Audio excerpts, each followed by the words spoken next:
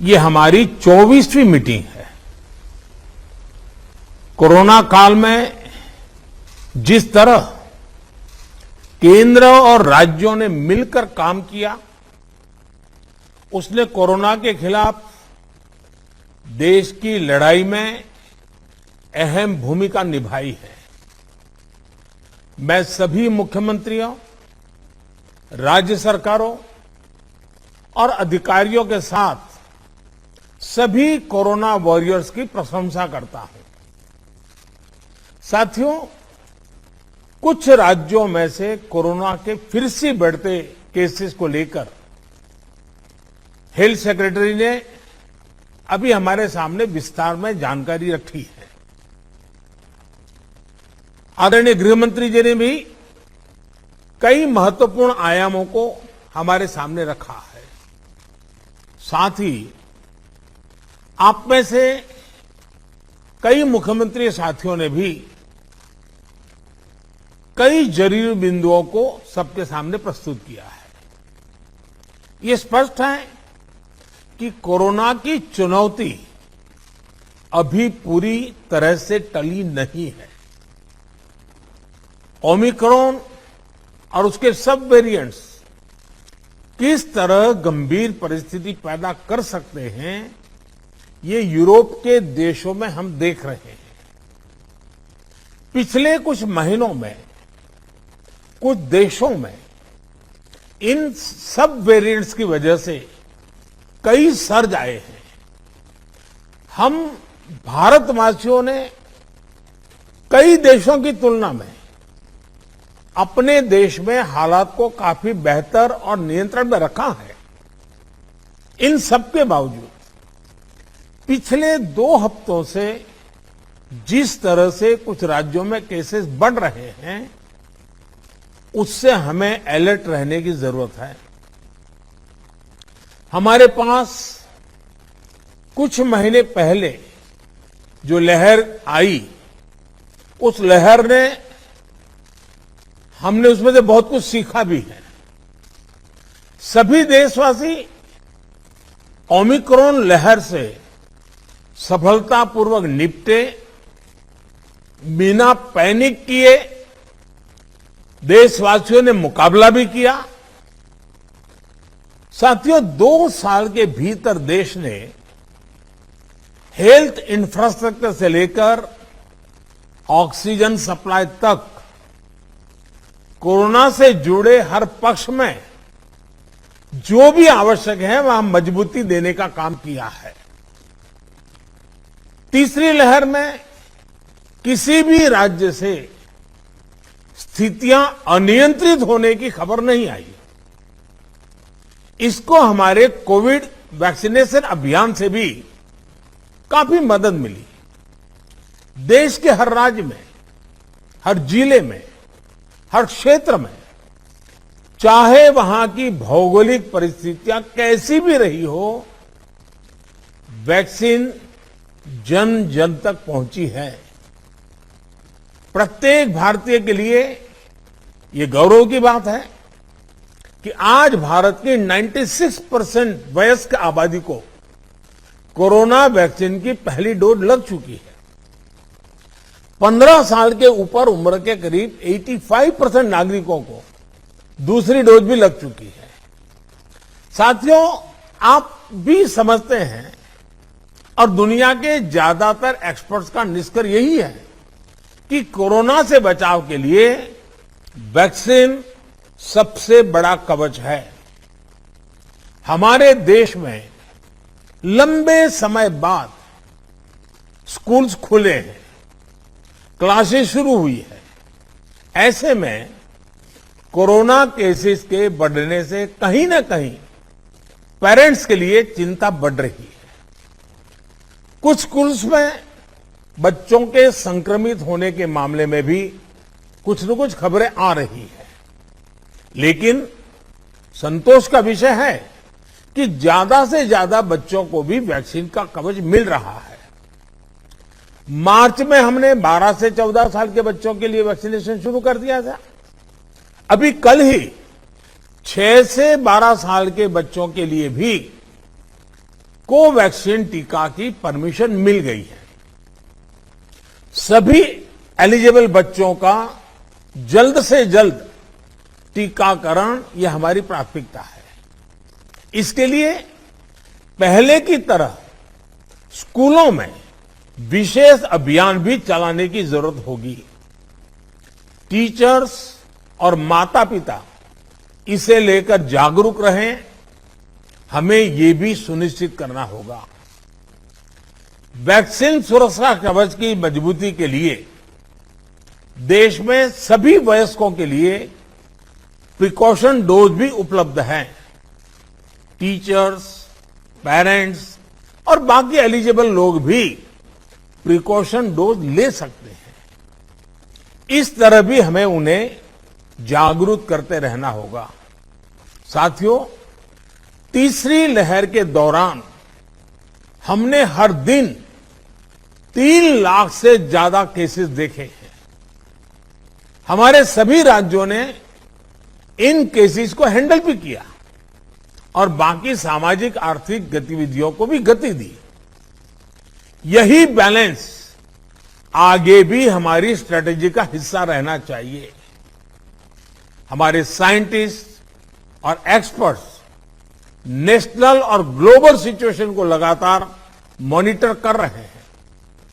उनके सुझावों पर हमें प्रिएम्प्टिव, प्रोएक्टिव और कलेक्टिव अप्रोच के साथ काम करना होगा। इन्फेक्शंस को शुरुआत में ही रोकना हमारी प्राथमिकता पहले भी थी और अब भी यही रहनी चाहिए।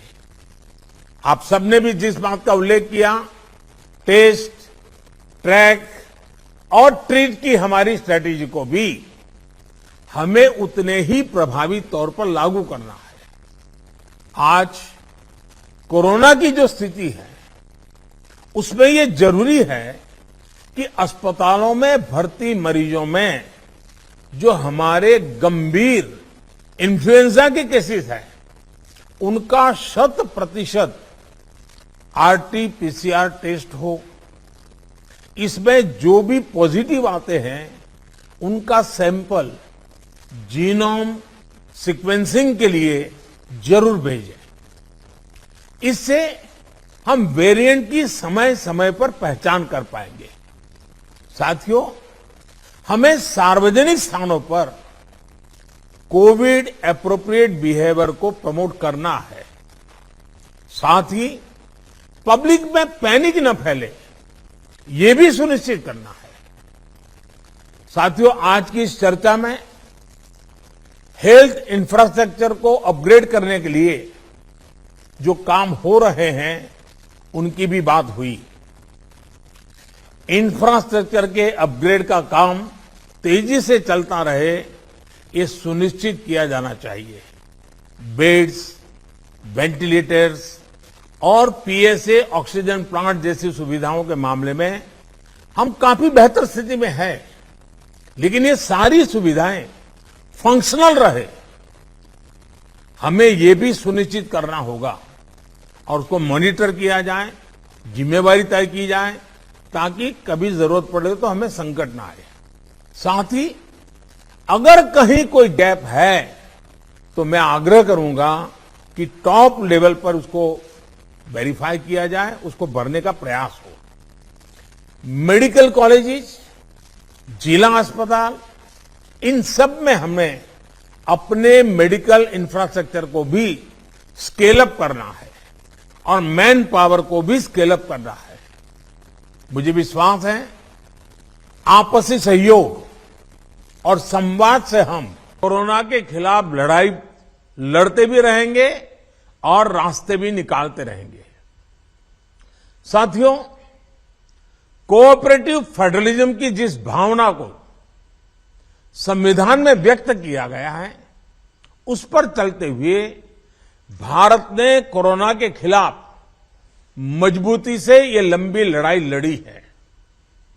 वैश्विक परिस्थितियों की वजह से, बाहरी कारकों की वजह से देश की आंतरिक परिस्थितियों पर जो प्रभाव होता है, केंद्र और राज्यों ने मिलकर उसका मुकाबला किया भी है और आगे भी करना ही होगा।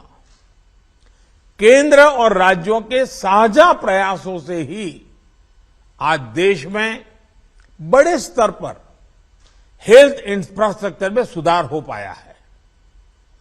लेकिन साथियों, आज इस चर्चा में मैं एक और पक्ष का जिक्र करना चाहता हूं। आज की वैश्विक परिस्थितियों में भारत की अर्थव्यवस्था की मजबूती के लिए आर्थिक निर्णयों में केंद्र और राज्य सरकारों का तालमेल, उनके बीच सामंजस्य पहले से अधिक आवश्यक है।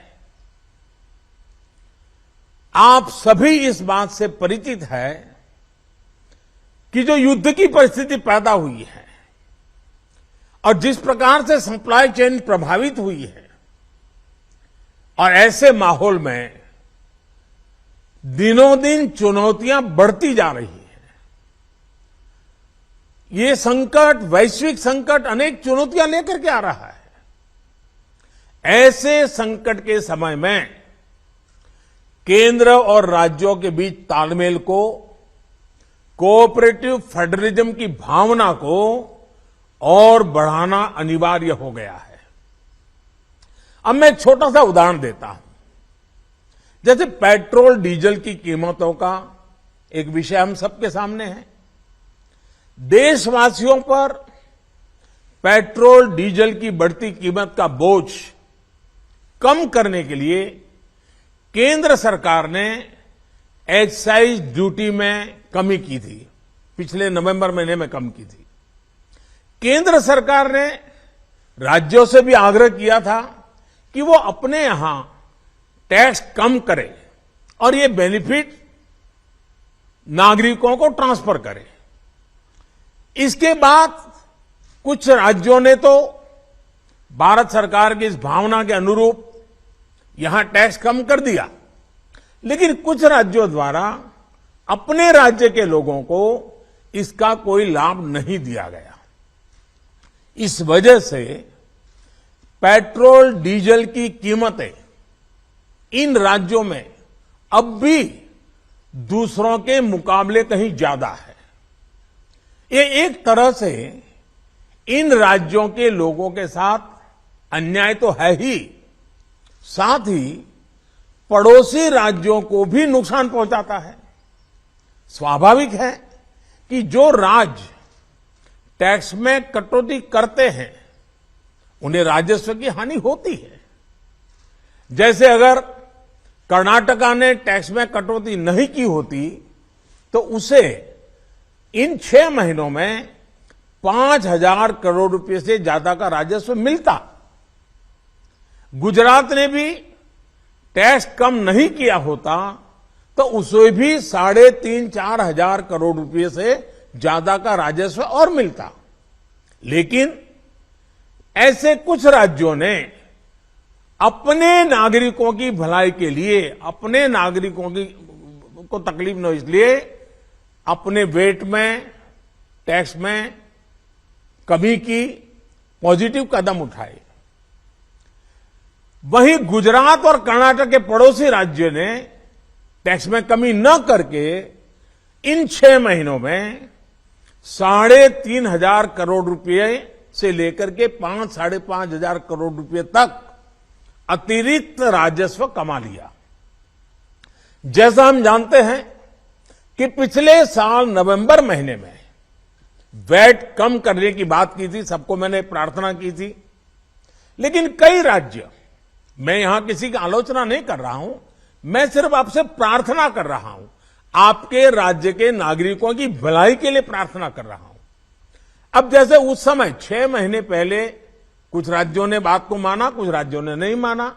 अब कई राज्य जैसे महाराष्ट्र, पश्चिम बंगाल, तेलंगाना, आंध्र प्रदेश, तमिलनाडु, केरला, झारखंड, किसी न किसी कारण से उन्होंने इस बात को नहीं माना और उनके राज्य को, नागरिकों को बोझ कंटिन्यू रहा।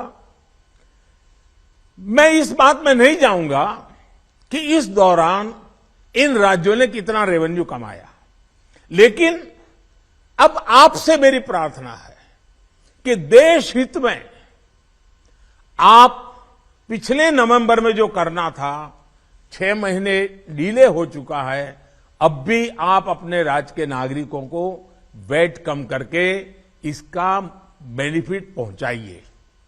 आप सब जानते हैं कि भारत सरकार के पास जो रेवेन्यू आता है उसका 42% तो राज्यों के ही पास चला जाता है।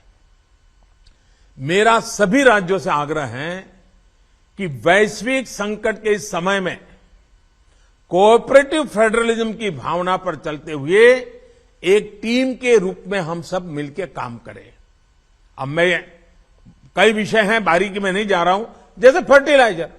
आज हम तो फर्टिलाइजर पर दुनिया के देशों पर डिपेंडेंट है। कितना बड़ा संकट आया है, लगातार अनेक गुना सब्सिडी बढ़ रही है। हम किसानों पर बोझ ट्रांसफर नहीं करना चाहते।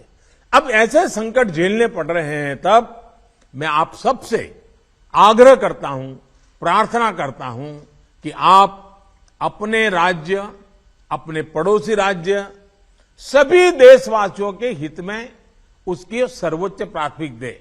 मैं एक और उदाहरण देता हूं। अब नवंबर में जो करना था नहीं किया, इसलिए पिछले 6 महीने में क्या हुआ है, आज चेन्नई में, तमिलनाडु में पेट्रोल करीब 111 रुपया के पास है। जयपुर में 118 से भी ज्यादा है। हैदराबाद में 119 से ज्यादा है। कोलकाता में 115 से ज्यादा है। मुंबई में 120 से ज्यादा है। और जिन्होंने कटौती की, मुंबई के ही बगल में दीव दमन में 102 रुपया है। मुंबई में 120, बगल में दीव दमन में 102 रुपया।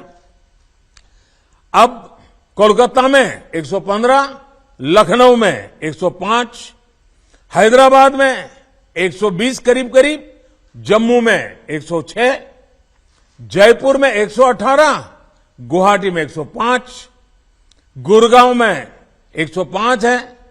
देहरादून, छोटा राज्य हमारा उत्तराखंड, 103 रुपया है। मैं आपसे आग्रह करता हूं कि आप 6 महीने भले जो कुछ भी आपका रेवेन्यू बढ़ा आपके राज्य के काम आएगा, लेकिन अब पूरे देश में आप सहयोग कीजिए।